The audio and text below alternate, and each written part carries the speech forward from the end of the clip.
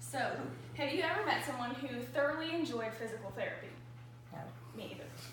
So, if no one enjoys it, but so many people have to go through it, why is there not a better way? Well, that's where hippotherapy comes in. PATH International defines hippotherapy as the physical, occupational, or speech treatment that utilizes equine movement. I've been around horses for my whole life, and I recently completed a thesis in high school that compared the benefits of hippotherapy to that of other therapies. I worked in conjunction with MTSU's hippotherapy program, SERVE, or the Center of Equine Recovery for Veterans, so I gained lots of insight from the lady who runs that, named Mrs. Rico. So today I'm here to talk about the benefits of hippotherapy and why it can be a better and more enjoyable option for many people. So it has two ways that it can benefit people, both mental and physical. So starting with the mental side of things, after speaking with Ms. Rigo with the SERVE program, she noticed that veterans with PTSD were able to build relationships with the horses that they weren't able to build with humans. And in building those, it opened some doors for them to be able to build better relationships with people. In addition, those on the autism spectrum, especially those who are nonverbal, built relationships with the horses and then later on became closer to being able to speak. So overall, the relationship with the horse allows them to build better relationships with other people, and because they enjoy being with the horse, they work harder at their therapy and improve faster.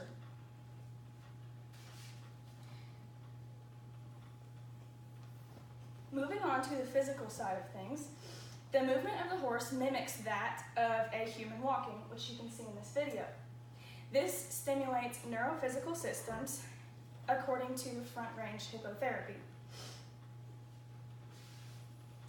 In addition to that, riding requires minor adjustments to remain balanced, which increases core strength, and this is especially helpful for those with cerebral palsy and spinal cord injuries.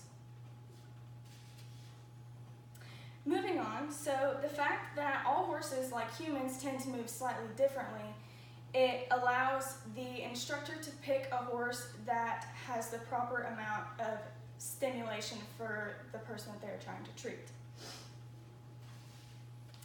Lastly, the movement of the horse can increase trunk strength and control, improve balance, build postural strength and endurance, improve weight-bearing abilities, and help them with motor planning, according to front-range hippotherapy.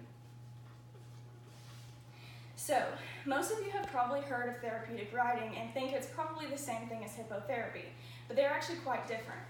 So, according to children'stheraplay.org, hippotherapy is prescribed by a physician, and it has a specific goal in mind. In addition, the horses are screened for size, temperament, and actually their style of movement too. It is conducted on a one-on-one basis with helpers, a professional handler, and a physician's guidance. So therapeutic riding, on the other hand, is simply recreational riding for people with disabilities. While it may be their goal to improve, they don't have a specific goal in mind. It is conducted by a riding instructor and volunteers, and the horses are only screened for temperament, and it is conducted often in a group setting. So what comes to a lot of people's mind is, how can that be safe? So there are standards of practice as described by the American Hippotherapy Association that anyone conducting hippotherapy must follow. It starts off with all helmets must be worn at all times, and they must be certified by the Safety Equipment Institute. A first responder also must be present in order to treat minor injuries. Obviously, if there's a major injury, they call an ambulance, but there must be a first responder for minor injuries.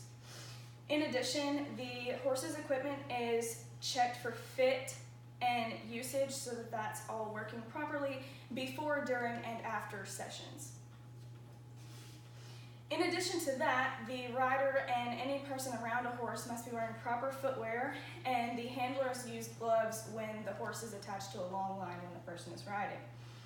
The instructors conducting the hippotherapy can also decide to use gait belts to hold the person on the horse better, and safety vests in case there were to be a fall. So moving on to the standards for the horse. So on a 1 to 10 scale, where 1 is very calm and 10 is very energetic, they tend to pick horses on the 1 to 3 range because while they do want them to be calm enough to be safe for them to ride, they also want them to move out when they're asked. The horses also must be balanced, so their body should be able to divide into thirds, and they should have an equal distribution of muscling and weight so that they are easier to maneuver and move smoother. They also, in the same way, must be structurally sound and move soundly at the walk, trot, and canter, but especially at the walk, because if they're not moving correctly, then they're not going to have the same benefits. So they also need to have a rhythmic and symmetrical way of going because, again, if they're moving weird on one side, then it's not going to mimic the human movement and it's not going to work. They also must be confident around wheelchairs, toys, and any other tools the instructor might want to use. So, overall, today I've showed you how hippotherapy is effective in many cases and how it's different from other therapies and how it remains safe for all involved. As it's been used for thousands of years, hippotherapy has become a way for those with both mental and physical disabilities to heal and improve in a fun way. Thank you.